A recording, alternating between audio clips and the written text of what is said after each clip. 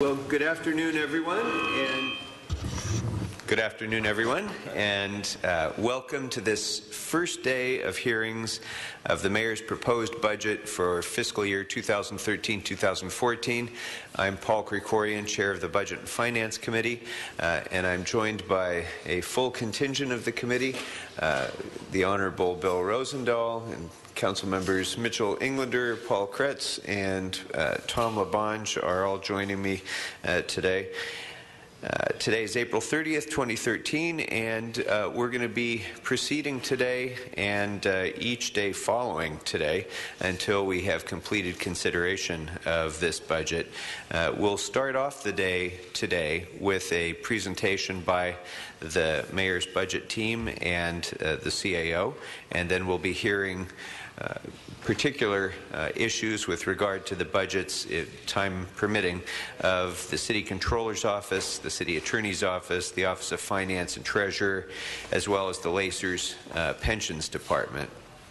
But before we begin with the presentations, I do just want to let me do this first. I want to welcome everyone to this hearing, all of the members of the committee. We're back again for my second year as chair, and as we begin this project of careful review of the Mayor's budget, I'd like to give each of the members an opportunity to provide any introductory comments that they'd like to provide before we start, if there are any. And seeing none, all right, well, we'll go right ahead then to a brief discussion about how this will play out. As in past years, we'll be hearing from each of the general managers who will come here and respond to the committee's questions regarding their budget, and we'll have an opportunity for dialogue. What has typically happened in the past is each general manager is asked to provide additional information that may not be readily available while they're here during hearings. And so this committee has asked for a series of reports back, which are heard in committee before we report out to Council. Frequently, those reports have involved matters that don't directly impact the current consideration of the next fiscal year's budget. And so we're going to start to draw a distinction between those two different kinds of reports.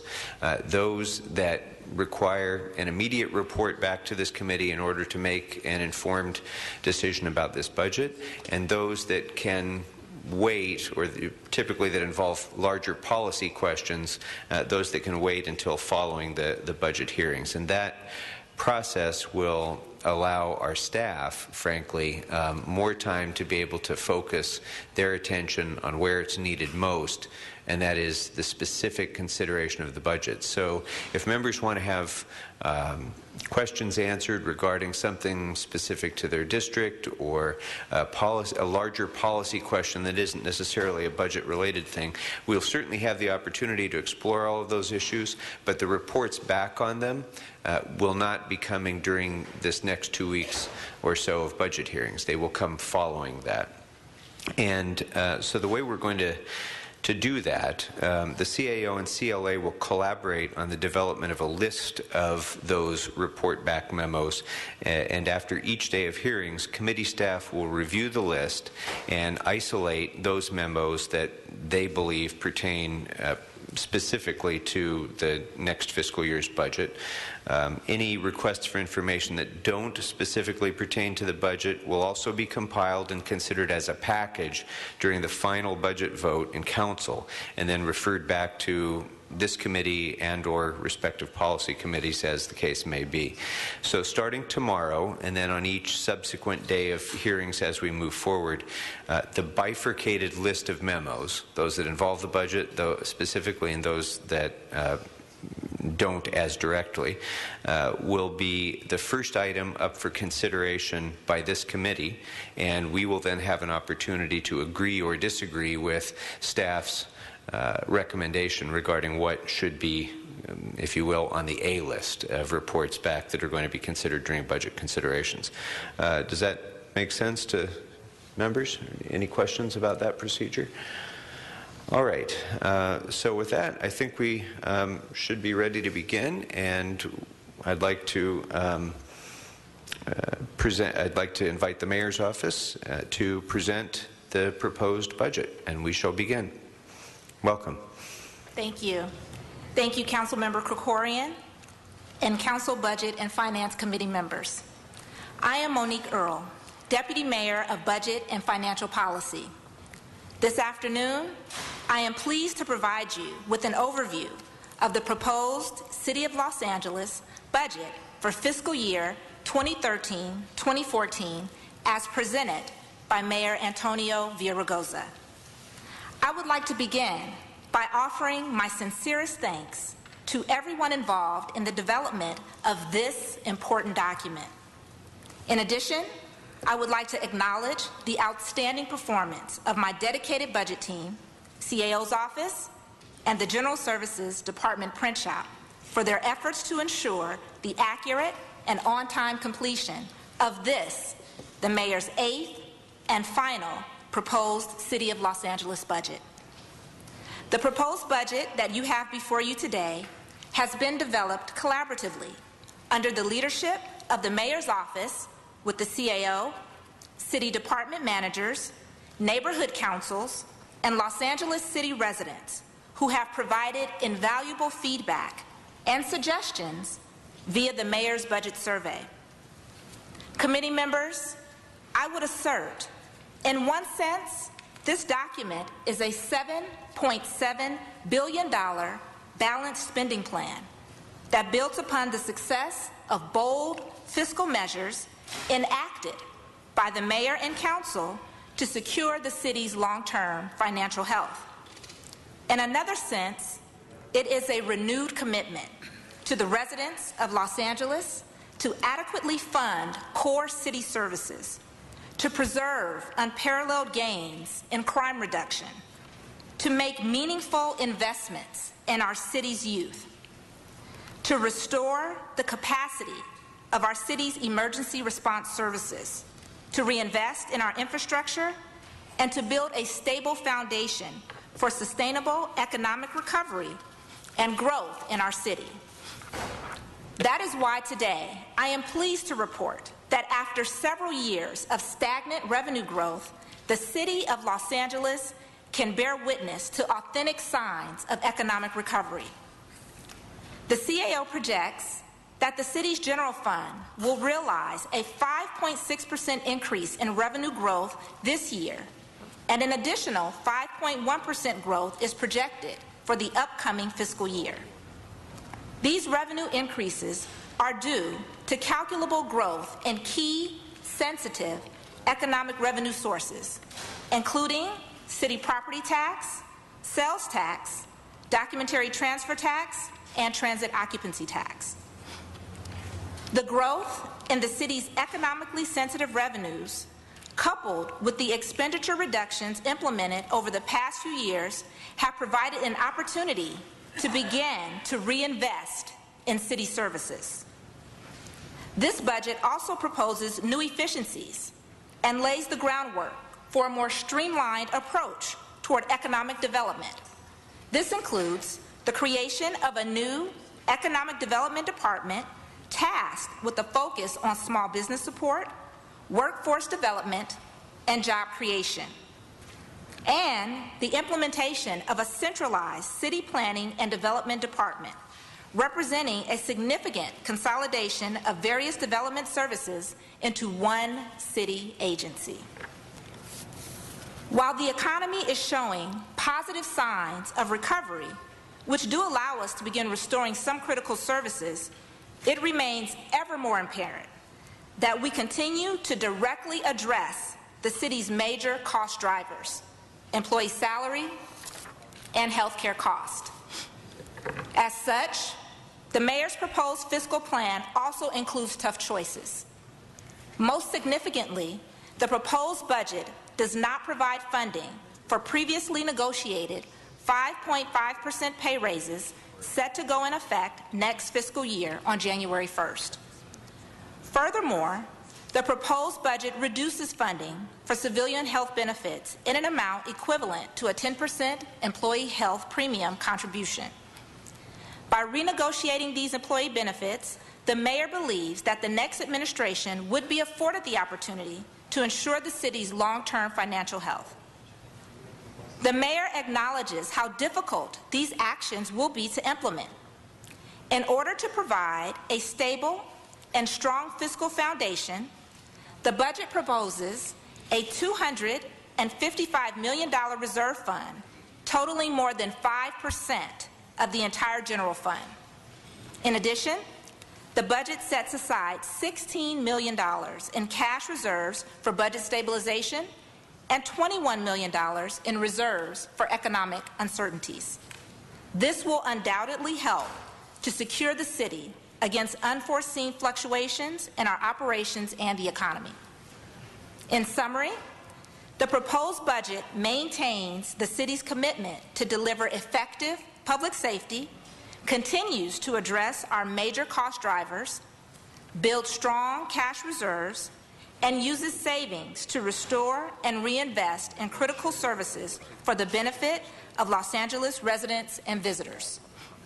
On behalf of Mayor Antonio Villaraigosa, I would like to thank both the City Council and the members and staff of the Council Budget and Finance Committee for their tireless work to develop and sustain the City of Los Angeles' enduring fiscal well-being for Angelenos now and for generations to come.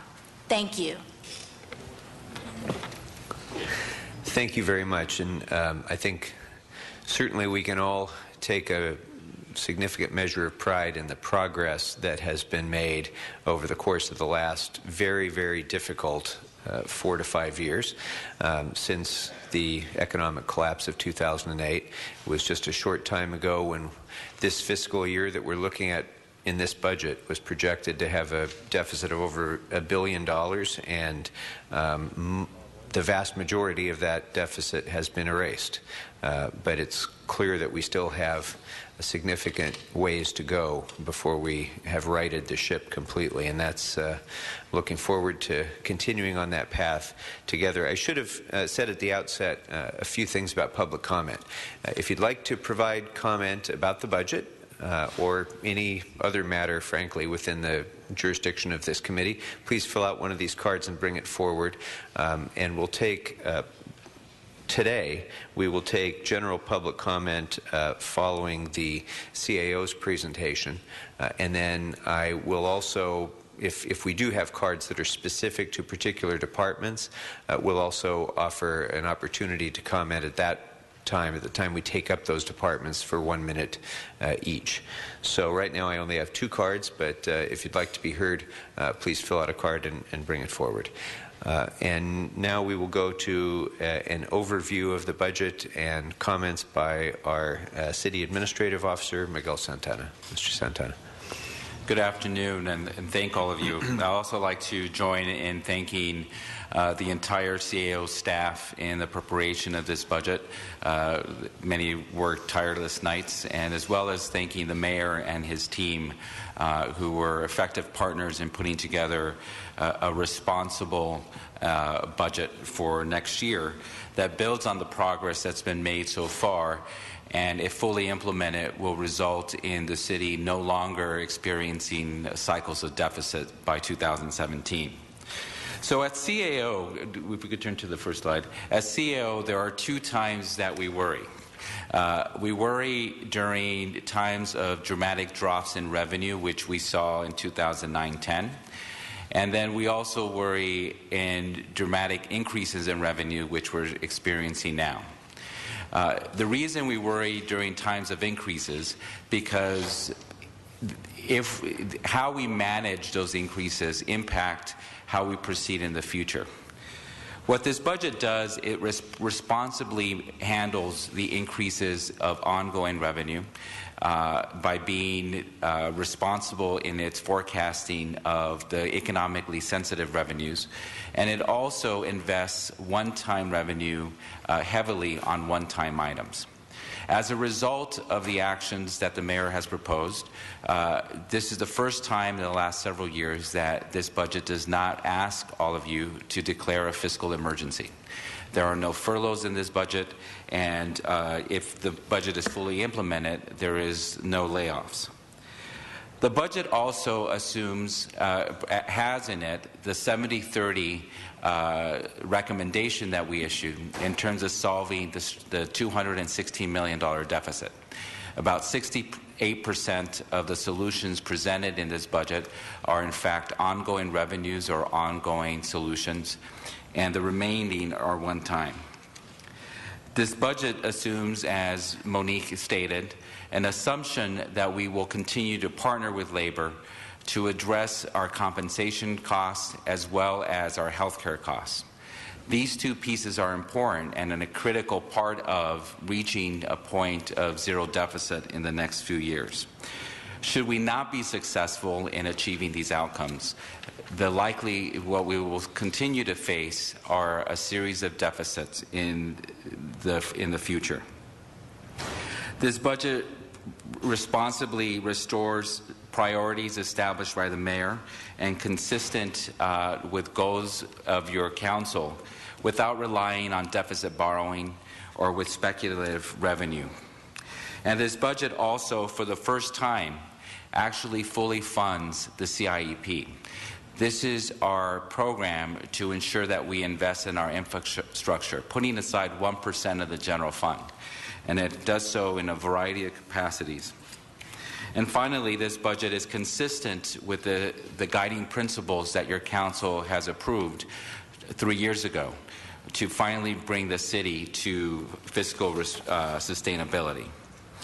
So for the viewers watching this, you know, we get often asked, well, what includes the City of Los Angeles budget? And if you look at any department or any function that actually carries the city seal on it, then the total amount of the city budget as city government as a whole is $21.3 billion, representing about 46,000 employees. When you remove the proprietary departments, that is about approximately $12 billion, then we focus exclusively on the general city budget, which includes both the general funds and the special funds, a total of $7.6 billion, and an additional $1.2 billion from special grants. Now, drilling down on the city budget, this budget assumes an increase in general fund revenue of 7.1% budget to budget, and an increase of special fund revenue of 4.5% budget to budget. But you notice that the workforce is staying constant. There's very little growth in the size of the workforce, in part due to the fact that our compensation, healthcare costs, workers' comp, and pension costs continue to grow, giving us little flexibility to add additional positions as a whole. In terms of the growth in revenue, 45% of that growth is one time. That means that we cannot expect that revenue the following year. That one-time revenue is made up of a number of different sources, including going through various transportation grants and getting reimbursing the general fund.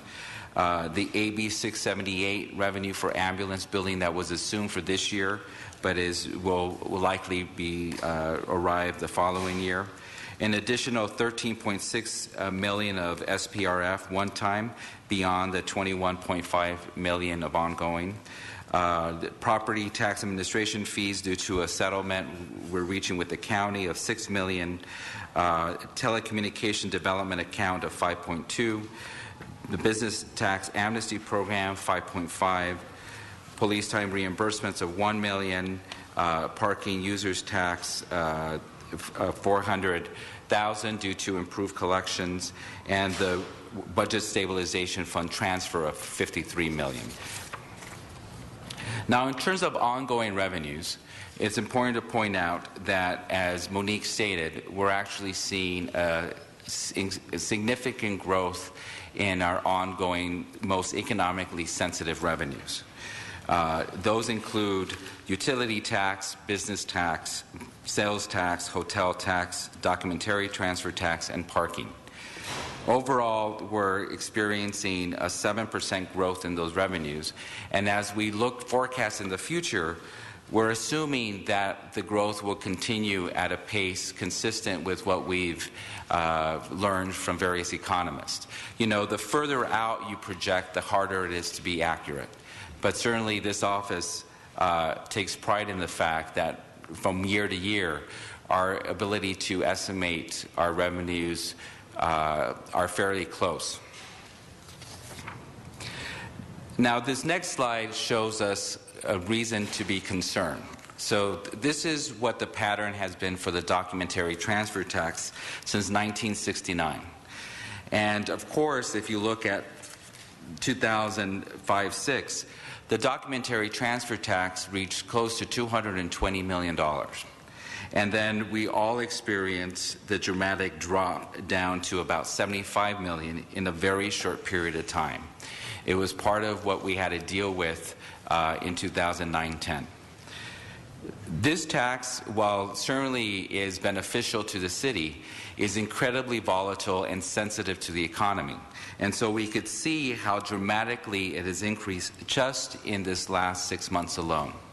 And so in some ways, this tax the D really stands for dangerous tax.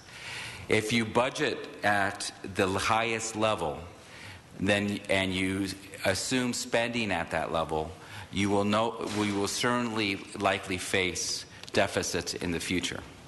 So part of our overall solution to reaching long-term fiscal health for the city is ensuring that we adopt a budget stabilization fund that takes into account these dramatic growths in taxes like the documentary transfer tax and declines.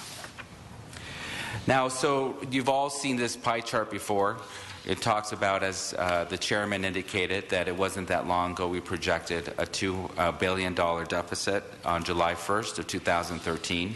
That deficit has now been reduced to 216. So this budget solves that deficit and actually invests one-time revenue into one-time programs. So the first is this breaks up the one-time with the ongoing. There's approximately $111 million of ongoing revenue, ongoing solutions rather, as well as due to the $51 million that the city is able to generate as a result of the pension savings that we've achieved due to the various pension reform efforts that your council has adopted. There's $14.9 million of efficiencies, $13 million of funding realignments, and an additional $45 million of spending. So again, 68% of the solutions are ongoing. Of the one-time, it's about $140 million, of which representing 32% of the overall solutions. So what does this budget represent in the future? And this is a chart that we share with bond rating agencies, with investors, and with the public as we project out what our future looks like. Again, our revenue assumption continues to be that revenue will continue to grow at approximately close to 3% each year. A growth pattern consistent with what many economists have advised us. It also assumes that the COLAs that are being adopted, that have been approved through contract, get in fact renegotiated. Most city employees will experience a 1.75% increase on July 1st and an additional 5.5% step increase on January 1st. And it is our hope that we could partner with labor and identify ways to mitigate the cost of those increases over the next several months. If we're successful, it provides a long-term solution to our overall fiscal challenges. And as I indicated, by the year 2017, gets us to actually experiencing an ongoing surplus. This projection also assumes that we maintain overtime levels at a more responsible way than what we had just a few years ago, when overtime in the police department exceeded $100 million. And so we're, with those two elements, plus the reducing the subsidy towards health care from, instead of being 100% of the Kaiser family rate to 90%, we will achieve a structural surplus by 2017. Now, I've often been asked, so what happens if we're not successful? If we're not successful in reaching an agreement with the coalition of unions, and if we're not successful in maintaining our overtime cost to approximately $20 million a year. And in the event that we're not successful, our projected deficit grows to $267 million instead of the $159 we project for next year. And the surplus that we hope to achieve by fiscal year 17 of $15 million becomes a deficit of $93 million.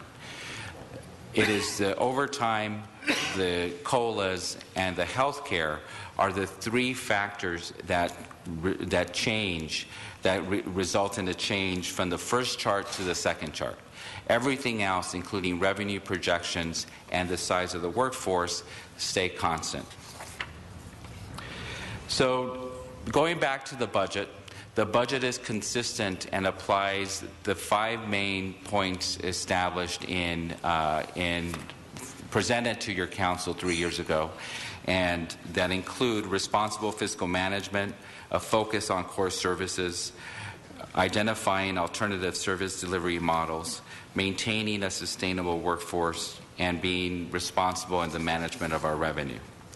On responsible fiscal management, this budget has, for the first time, a reserve fund of 5.24, a goal that has been in place for many years and only achieved over a decade ago. It also establishes a stronger budget stabilization fund, previously funded at only $500,000 and actually is set at about $16 million. It engages in smart investments by providing $52 million of general fund for the capital improvement program, again, a much needed part of our overall budgeting. It provides $15 million to deal with the increasing overtime bank, which we'll talk about shortly.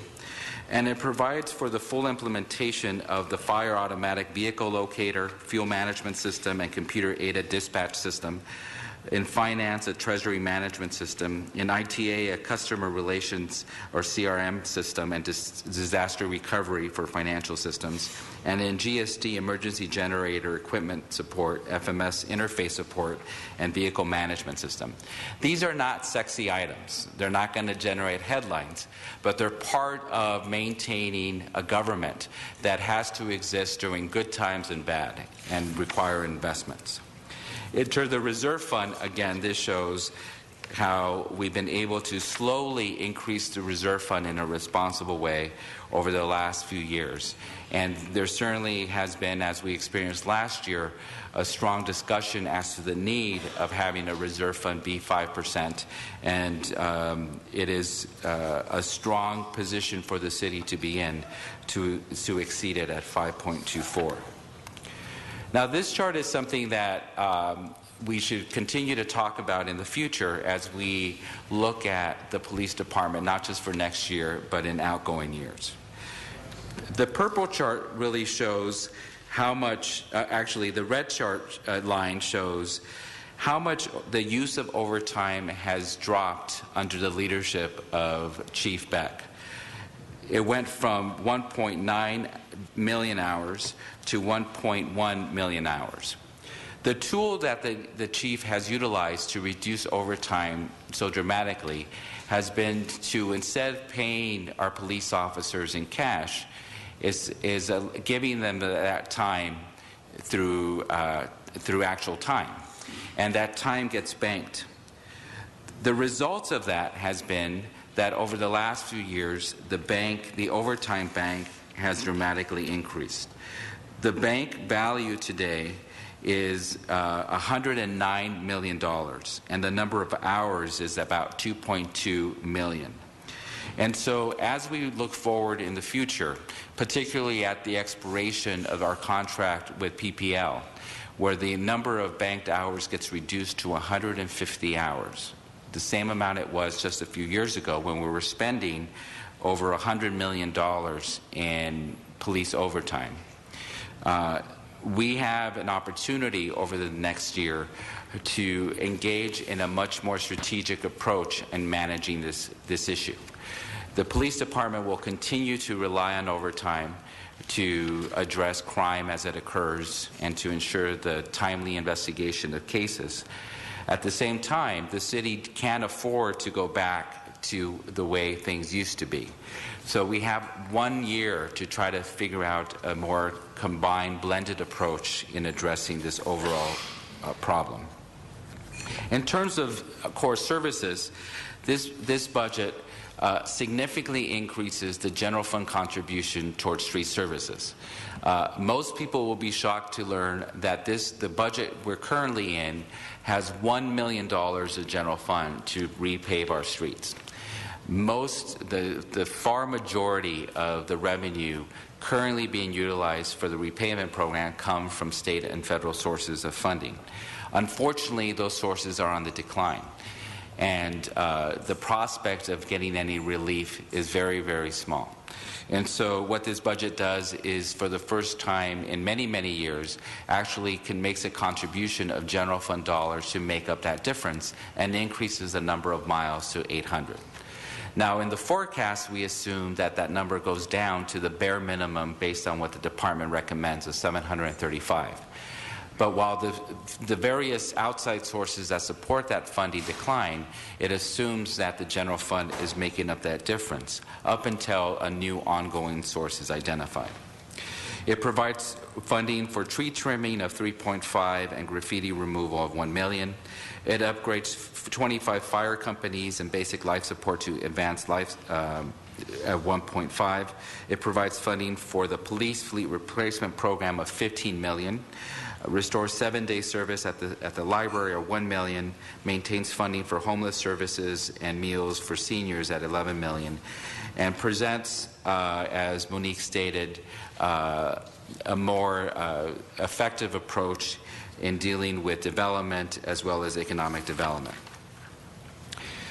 In addition to this budget also assumes that we will be successful in identifying a private operator to run the convention center. At the time that private operator is identified, we would then propose changes to the budget based on the pricing that we receive.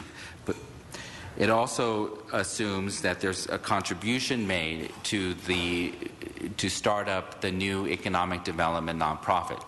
This is a critical component in helping Los Angeles grow jobs and revenue. And as the CLA and I have recommended, it is an essential piece to our overall recovery. And it also assumes that we engage in a partnership with GLAZA to enhance marketing at the LA Zoo so that we could bring in additional revenue. In terms of our workforce sustainability, this budget limits staff growth to only 0.2%, with 83% of the growth being limited to the library, fire, and animal services, as approved by your council recently. It also assumes the full implementation of Tier 2, which is our new civilian tier effective July 1st, 2013, and assumes savings from that new tier. It assumes that there will be no furloughs and hopefully no layoffs.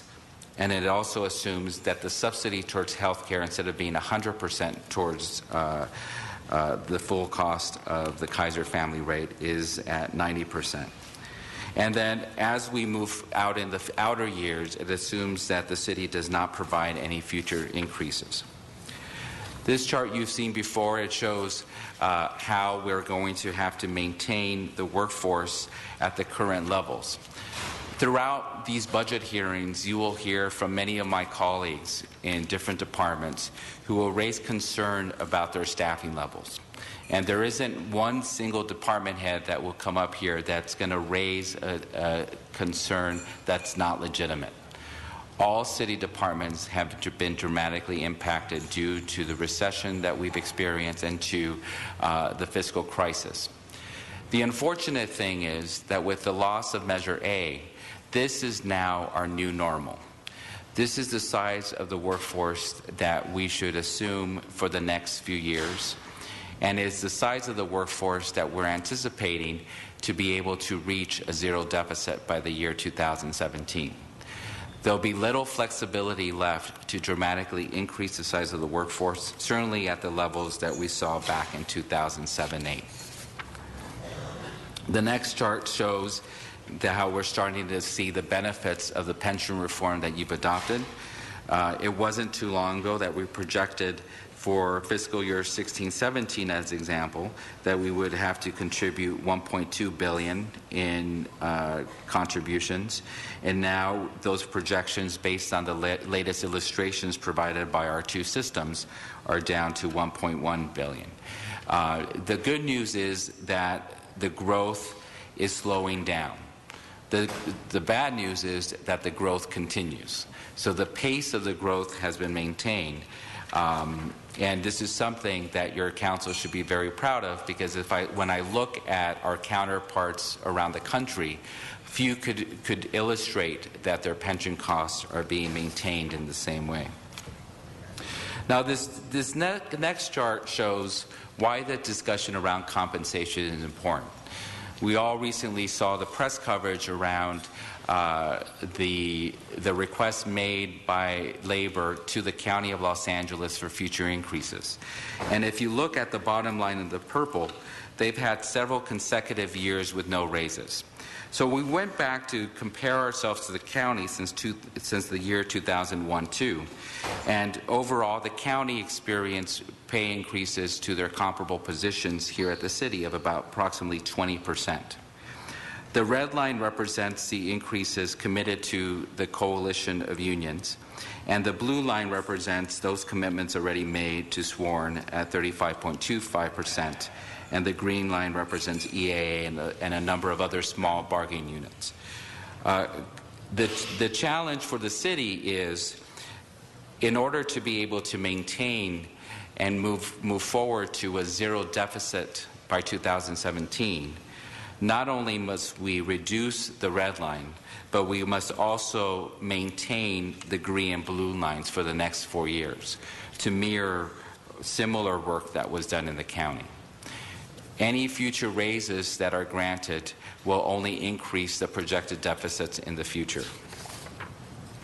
In terms of overall health and welfare benefits, the red line represents how much the city provides in subsidy per person on an annual basis for our fire personnel at $14,035.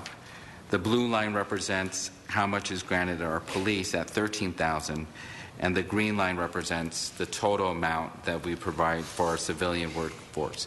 The most dramatic difference is, of course, that in 2002-3, that subsidy was at $5,000 per person. Now it's at $11,000 per person.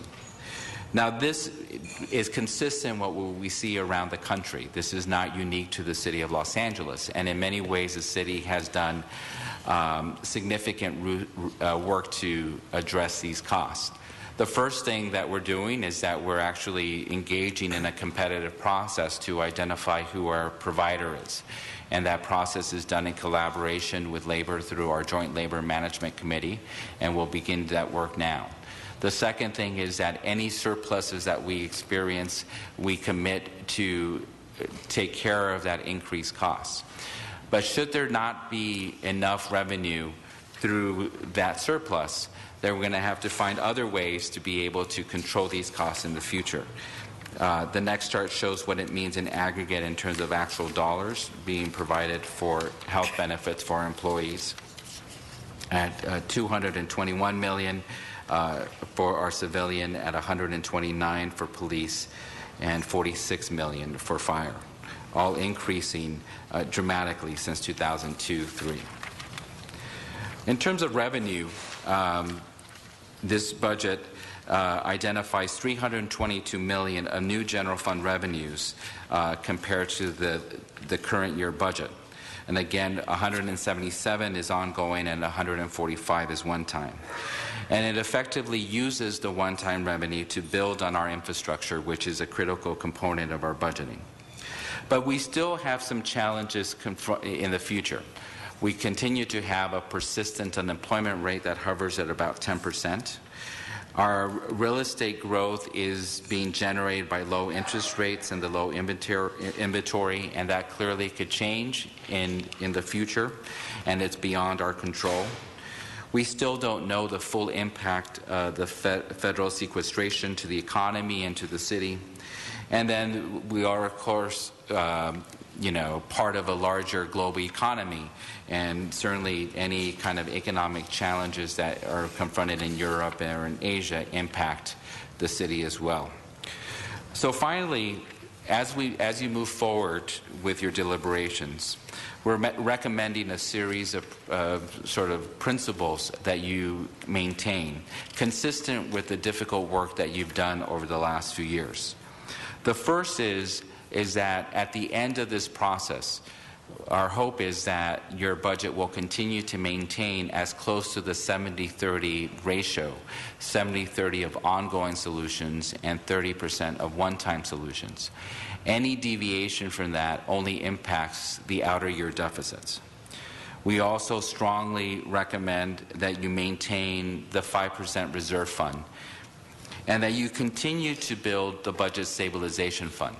On a separate letter, the CLA and I submitted a report to all of you on a budget stabilization fund policy that, if applied, will help us in the future deal with dramatic increases in revenue and dramatic declines. It's a way of ensuring some level of stability out in the future, as well as helping us deal with unforeseen challenges that we encounter, including a number of major liabilities we have hovering above us, including the Ardón case and others. We also strongly ask that if you make any additions to ongoing expenditures, that you find the equivalent of reductions to ensure that future out-year deficits aren't increased.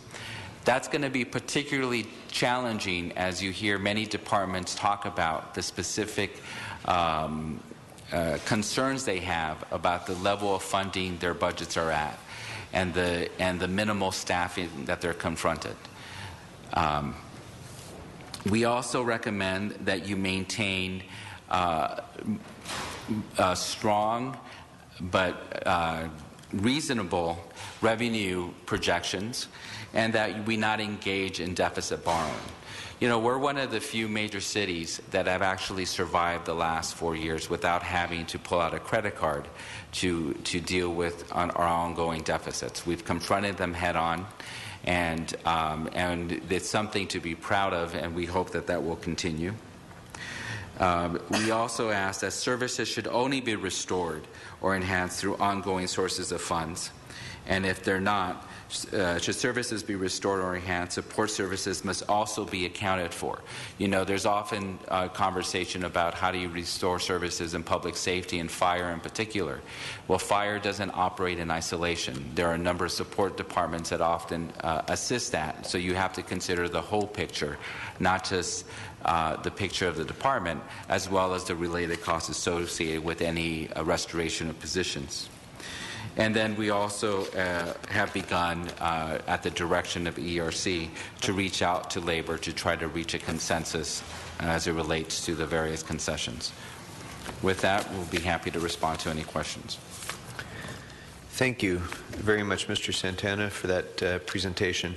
I guess the first question I'd like to ask is, I'd like to ask both the CAO and the Mayor's office to respond to how we arrived at, what the thinking process was in reinvesting in some of the things that you described to Mr. Santana as being smart investments and reflecting the mayor's priorities, when we still are in the midst of a recession that we're recovering from, but we still are in the midst of a recession. We have a number of assumptions in this budget that one significant one needs to be negotiated with labor, and so it is not guaranteed to be realized. We have a $52 million projected increase in the documentary transfer tax, which you, I think, aptly described as the dangerous tax, because it is the single most volatile revenue source that we have, a revenue source that declined by more than 50% over a 2-year span after 2008. So given those factors, and given the fact that we still have not addressed our ongoing structural deficit over the next several years, is this the time to be adding any services? And what was the reasoning in trying to add new services, add new expenditures at a time when we're also choosing to assume a reduction, for example, in our employees' salaries and assume an increased contribution to health and welfare?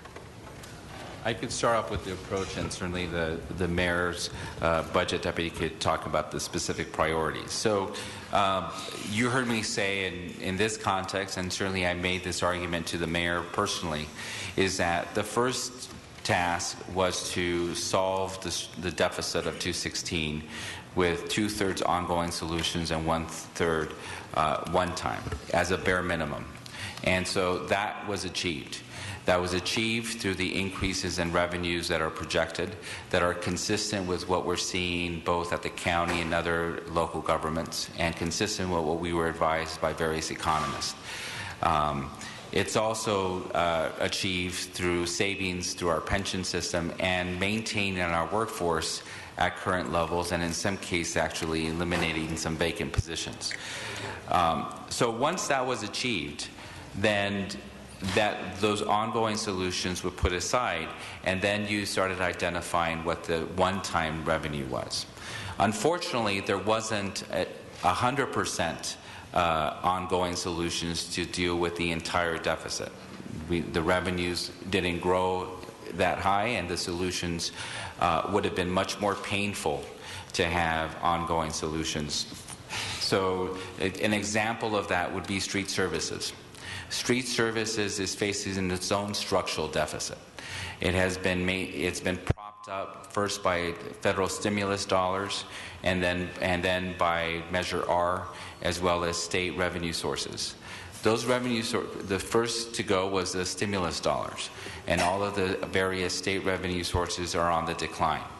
And so there's a decision to be made as to whether or not you reduce the overall repaving of our streets to the amount that we could afford, or you pursue other options. Given the increase in one-time revenue, I think the mayor smartly chose to invest one-time dollars of general fund to keep the program at 800 miles, and then in the future we assume it to go down to 735 miles.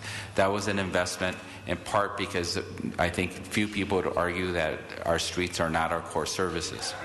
The second investments were made in areas where either we have a liability, such as our overtime liability. It was to reduce the amount that we currently see at over $100 million. Under this program, no officer will have more than 375 hours banked. We have to pay that one way or the other. So normally we pay it when someone retires, and we pay it at a much higher rate. So we pay it at the rate, not at their current salary, but the salary they retire in. So we know for a fact that overtime bank is going to grow, regardless of whether the chief uses it more. It just grows automatically due to raises that are given and various promotions. So that was a smart investment in dealing with the liability. The second investments were in relation to other challenges, particularly on our sidewalks. And then we would also argue the investment to trim our trees is a way of reducing future liability in the future.